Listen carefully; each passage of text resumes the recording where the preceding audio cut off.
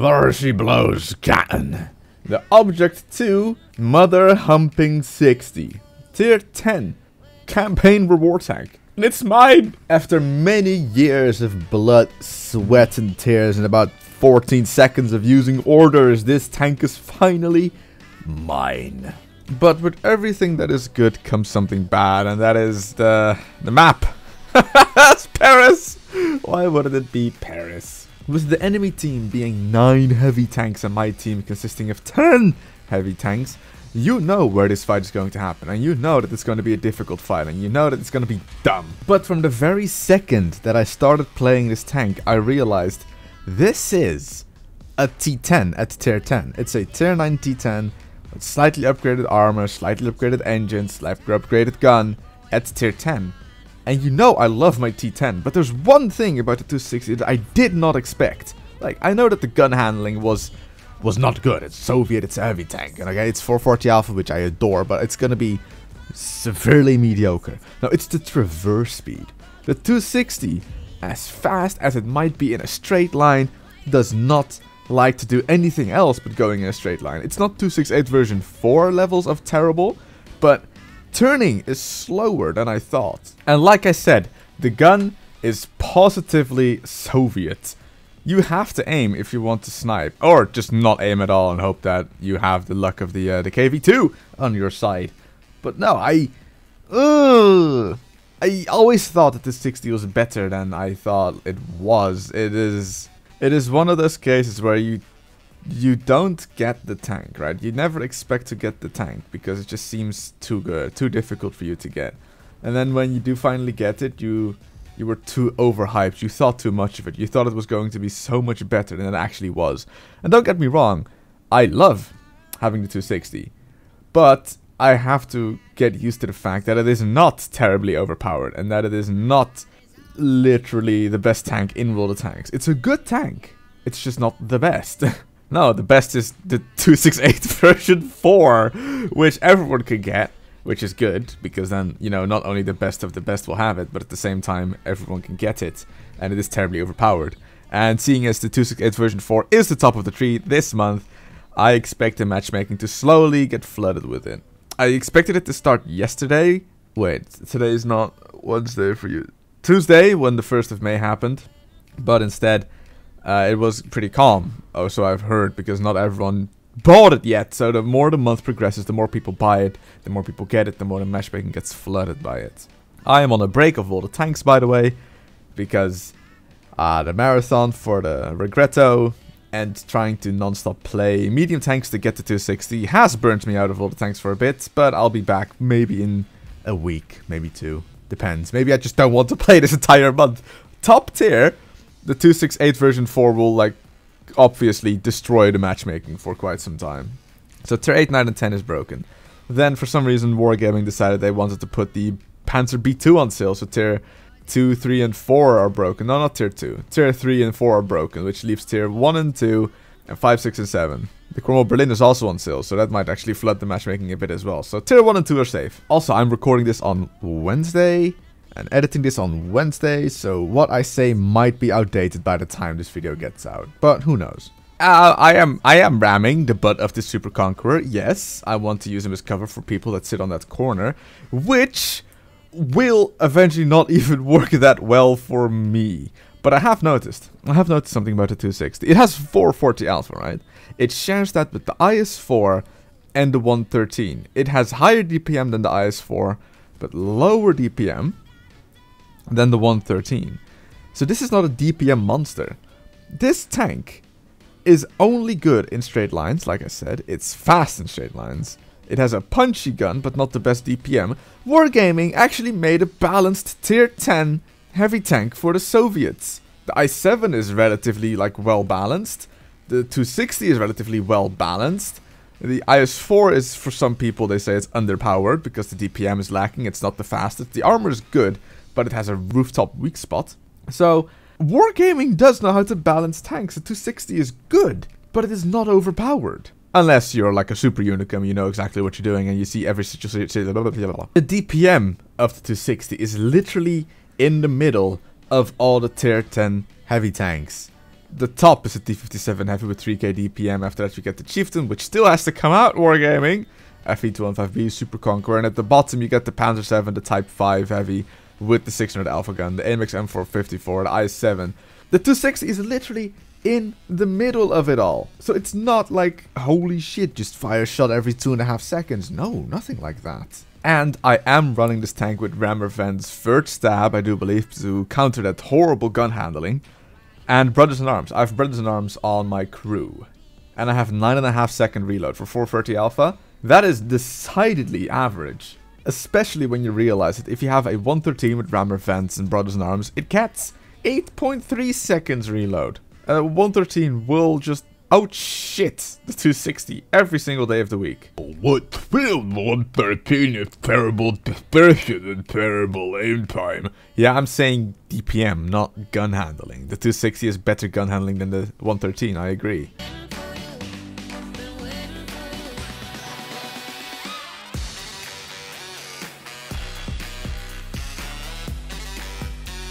$2,000 damage done last game is decidedly disgusting. I have to say, it's terrible for a tier 10 tank, especially with the caliber of the 260. I mean, you get the 260 and you think that only like, well, not really by now, especially now with the orders. That's how I got mine. I'm one of those filthy order people, order pleb, that the top of the what is even the word for it? The top of the player base, the top squeeze, so to say, would get the 260. But that is evening out, I think, since the orders came out. Now more average players will get it, including me. Hello, I'm average. But still, I feel that doing 2000 damage is lackluster in the Object 260. This tank, I don't know. I'm not the best in World of Tanks, okay? But I still feel that the 260 does deserve at least 3k DPG on average. But, there is a upside to this, and these are my very first games. The Paris game was the very first game I played. This is the second game. You're gonna see the first 5 games that I've played in the Object 260. Interestingly enough, about 20,000 players own the Object 260 on the EU server, 20,619, with an average damage of 2,299. So, I'm not even doing that bad if I was to go by average stats. But here we are on Malinovka, and the thing about Malinovka is that it is quite an open map. There's one artillery, there's again a nice bunch of heavy tanks on the enemy team, one of which is a Super Conqueror, and that's something I cannot pen, if he's hold down at least. Or even shooting at his lower plate. You'll see that later on, that's going to be a fun shot. But RT is definitely going to shoot up on the hill. And the thing with the Object 260 is, it is a tank that is not still like well known in the matchmaking. It is still a tank that has this reputation of being owned by like the top of the crop, top squeeze, let's go hard, go tard players. So RT will focus me. Like, I'm not even kidding. RT will focus me. And it is a combination of not me being Phil or me being in QSF. It's a combination of I'm on the wrong side of the windmill and I'm playing an Object 260. So I'm actually more trying to hide from the artillery than shooting the enemy. Now, I don't know if he has his third shot left at the Batchat RT. He fired 2, but he could have fired 1 at like the tanks behind me or below me. I am not sure, so I am kind of being cautious, and I realize it's been quite some time since the artillery fired, which means that I can actually go and poke out now. We can actually have some fun trying to play World of Tanks. We put 2 shots into the E50M, and he does eventually die, which means that we now can slightly push this side, because the enemies are starting to pull back. They cannot take the top of the hill, because we have taken the top of the hill. There's artillery. So that's 1 shot. It's going to be 10 seconds, and then he's going to fire the next one, which means that I don't really want to sit there. I kind of just don't want to like catch the second and third shot. I'm not sure if that was artillery, but I'm going to go in. I'm going to go in. I've had enough. I'm in a 260. I want to push the damage. I want to push the enemy team. I want to like squeeze more out of this game. And I do so by literally being very aggressive. I know I can shoot 50B in the back, but I want to shoot the tanks in front of me, the tanks that are more of a threat, so the AMX-50B pens me. I want to keep saying E50B because of the E50M. Oh, World of Tanks is why I have so many confusing names. The thing about the Object 260 is that it has that pike nose. It has that IS-3, IS-7, T-10, you name it, pike nose, which means that if you angle your armor, here's the shot on the lower plate, definitely gonna pen. No! It doesn't! It hits the spaced armor just above it, and that doesn't pen for some reason anyway. That means that I have to show my front to the enemy if I want to have the best chance of bouncing them, because if I slightly angle, it makes my front weaker. 150 millimeters is good if you face them front on, because that's when the angle is at its best, which means that the lower plate is at its weakest. Pike noses are dumb. The concept is great, but in a game like World of Tanks, it kind of just doesn't work until it does work. No, the lower plate on the Object 260 is not weak, but it is not the best. If we face a 260 front on, the upper plates are somewhere between 320 and 370 millimeters thick, depending on where you shoot. The lower plate is 230 to 250. That's not great, especially not against tier 10 or tier 9. Tier 8s might have some trouble, depending on what tier 8 you're fighting. But if you're fighting a tier 8 front on, then that tier 8 is making so many terrible mistakes that he probably should stop fighting you. Like, for example, if Centurion 1 cannot pen me in the front, he will not have enough penetration to pen me. But if I'm fighting, let's say, I don't know, a 50B in the front, then he will pen probably 2 out of 4, 3 out of 4. 4 out of 4 if he's firing APCR. And that's Malinovka. I did a bit better on my damage, 3.1 instead of 2. But, I mean, I'm not going to get any more damage out. The 50B ran like a slut. The TVP T5051 is hiding as well. So, that's it. Next game.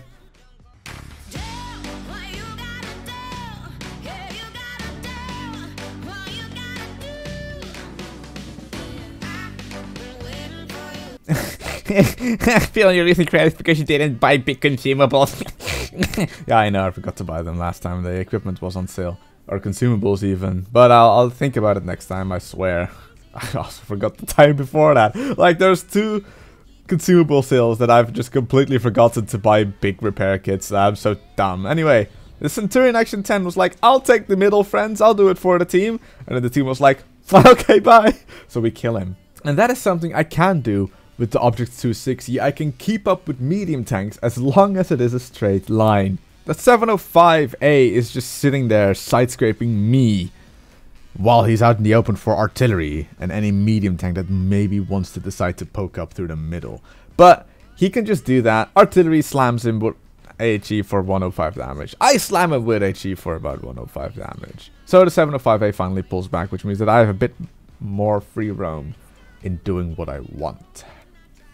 So I drive out more and more. I want to shoot the mediums and heavy tanks that are in the middle for my team to finally get that advantage in the middle for them to push. But I got spotted right about now, and I'm like, how did I get spotted? Like, is it something camping in the back? Could it be like artillery, maybe the 183? What spotted me? But what I don't notice is to the left of me on the minimap. Right about now is when I notice. We have a grill, we have a super concrete, we have a 5A camping on the corner, and a mouse can just keep on driving like that. A T62A comes around the corner. I don't know how they done it. Like, the mouse just stopped carrying. The 5A is like, I want to shoot him. He takes a couple of big shots and decides to that he doesn't need health and dies. The second T62A finally comes along. I'm like, wow, they could just do this. Like, I wonder where my team is to stop them from doing this. The Leopard and the Batchat are doing something. I mean, oh, they're finally actually shooting the mouse, which is good. But I cannot sit here. I'm like 2 out in the open for artillery. I'm 2 out in the open for the 705A, who bounces heats off my spaced side armor, which is great. Now I'm gonna have to think about 2 62As in front of me. I can't push this because my medium tanks won't come and help me. I cannot go back even more on the side I was, because the 705A is coming towards me, and 140s I believe as well. So I'm gonna have to fight these guys. I don't know how I did not track or even damage the D62A on that point. So I'm like, yeah, this is where I die. This is where I start making mistakes. I don't know why my gun actually just lifted up like that, like it was like in a circus or some shit. I don't know, it's dumb. We find the FE405. We are definitely in a shit. I don't know what the medium tanks behind me are doing, but they're not really helping. They're just kind of sitting there. The Leopard could be using his gun, but he does nothing. The Batchet was probably reloading, which I think is fair. That's fine. But I die. And we're going to lose this game because I don't know what the medium tanks behind me were doing. I just don't know. But for one person just being in the shit, there's another one that always has it worse. This FE405 cannot turn his turret around. I don't know how he even got into a situation where an artillery is ramming in the butt and he's stuck inside the rocks. This FE405, literally, how? How do you end up in this situation with an artillery? Anyway, the artillery does eventually die and we lose.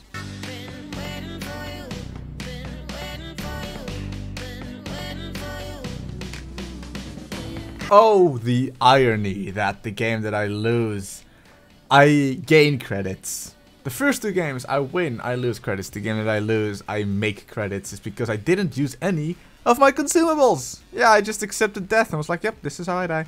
The 140 gets into the position faster than we. But why is a 140 in the heavy tank position? Shouldn't he be like somewhere in the middle, somewhere in the castle, somewhere camping in his own base? I don't know. But the 260 is fast. Super fast. So fast that only now do the other heavy tanks really arrive.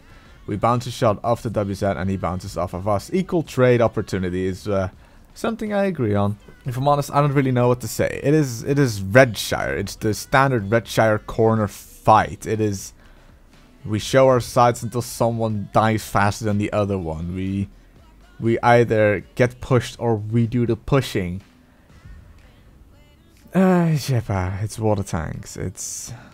you start to wonder, right? Like, what can I even commentate on? It's like, Oh yeah, I just fired a shot on the i7, but sadly enough it bounced and I had to pull in because otherwise the E5 would shoot me. And now I switched to premium ammo so I can shoot the E5 in the cupola and that even exposes it. But I roll low sadly enough by about 50 points, so I... You know, the E50... What am I doing with my life, man? What am I doing? I might as well just go do something with my life instead of making YouTube videos. Holy shit, what am I doing? So, we do eventually do the pushing. The i7 is afraid, naked and afraid. But the dead gun of the T125 does actually protect him from my heat ammo. And I finally find a shot. I finally do it. I finally get the penning shot off. And the mouse, again, is like, hello, I have arrived and I don't give a shit. So that's when I noticed that we got flanked on the other side. Like, we pushed this side, the enemy pushed the other side. I put one more shot into the side of the i7 turret, and then I'm like, might as well help the other flank. Who also have won their fight. So now it is a case of the kill the last remaining enemy, and then we can finally do the pushing towards their base, which will be met with a camping grill, a camping STRV. That damn i7 rammed the enemy i7. So the actual only shot I really had to pen him flies into the track of our own i7. We're doing team damage instead of enemy damage. We shoot the grill and we actually track him. People shoot him. And we actually get like a decent amount of tracking damage.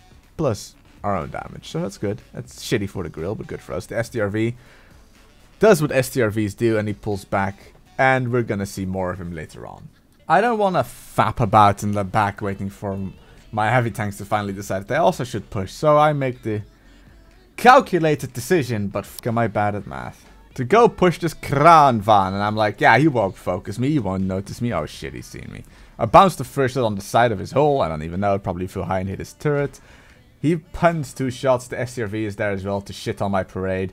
I finally get the side of the Kran van, he bounces 1, the STRV is like, hi! I'm totally not dumb! So he puts a shot into me. It's actually fun to think about that. During my streams, I say the F word about every 4 seconds. F this, F that, F hot dogs in the butt. But during my YouTube videos, I like to keep it F word free. So I say shit instead.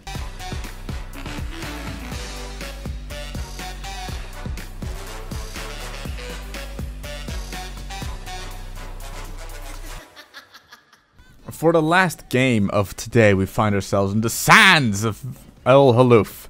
I want to say the sands of Sand River, but I mean, actually thinking about it, right? This was probably a precursor of Sand River, because the entire middle of it has, like, used to be a river. It looks like it used to be a river anyway. Like, there's water streaming from above here down onto where the progettos are, and then into that small indent around the small hill. You can see the river there, like, curling around it, and then around the little village in the middle at around G7. So yeah, this used to be a river as well. So suck it, Halluf, you're a sand river now as well, and I hate you. Well, I don't hate it, but again, this has become a corner fight, and World of Tanks just seems like it's always a corner fight, corner fight, corner fight, corner fight. Unless we're on Prokhorovka, where we all complain that it is too open, and that artillery has free reign, and that no one dares to push, and that tank destroyers will wait in the back. Man, it really sounds like I'm frustrated by World of Tanks. But that is why I am taking this break. I'm just kind of done with everything in World of Tanks, and I'm playing other games now to come back in about a few weeks with new refreshed hatred for World of Tanks and its RNG and artillery and matchmaking. And OP tanks that Wargaming does not want to nerf. And you may have noticed that I have not compared the Object 260 to the 705A. And that's because what do the 260 and 705A really have in common except for that they're both Soviet? One is rear mounted, the other is not. One is 440 Alpha, the other has 650. The one has a pike nose, the other does not. I mean, there's nothing you can compare about the 705A and the 260. So, nah, there's no point. Like, they're completely different tanks for different situations. I can compare the 260 better to the 257. They both have 440 Alpha, they both have a pike nose. The 257 has a V-shaped hull, the 260 does not. The 257 is slower in comparison to the 260, but that's about it.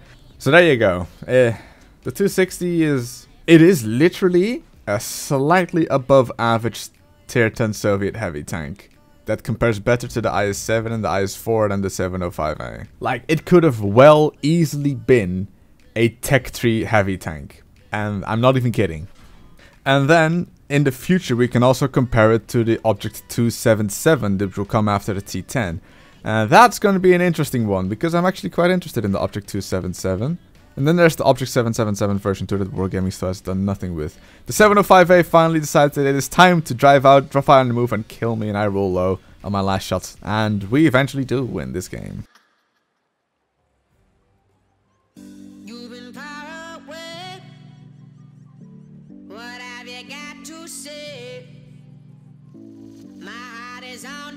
I am quite happy that I do own it now, though.